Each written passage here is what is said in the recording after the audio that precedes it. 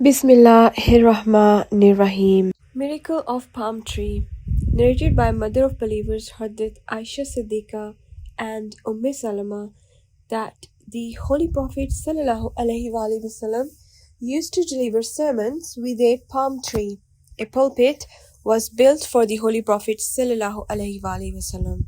When the Holy Prophet ﷺ parted from the trunk and went to the pulpit that had been built for him, the tree trunk began to cry. It began to make a sound like a camel makes. In another narration, it is said that it made the sound of a bull, or it cried out like a child. Being said, the Holy Prophet ﷺ no longer used it for his sermons.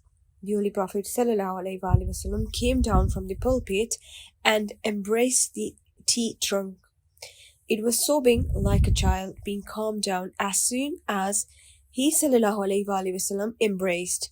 The Holy Prophet ﷺ said to a tree trunk, "If you want, I will put you in the same place where you are. If you want, I will put you in the paradise. So you will be drunk from canals and springs. Your growth will increase. You will bear fruit. The pious people shall eat the fruit." He preferred the hereafter to this world.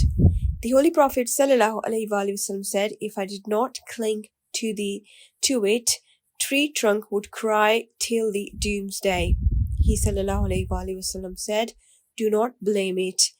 The things would be saddened if the Holy Prophet ﷺ departed from." وَمَا تَوْفِيقِي إِلَّا بِاللَّهِ.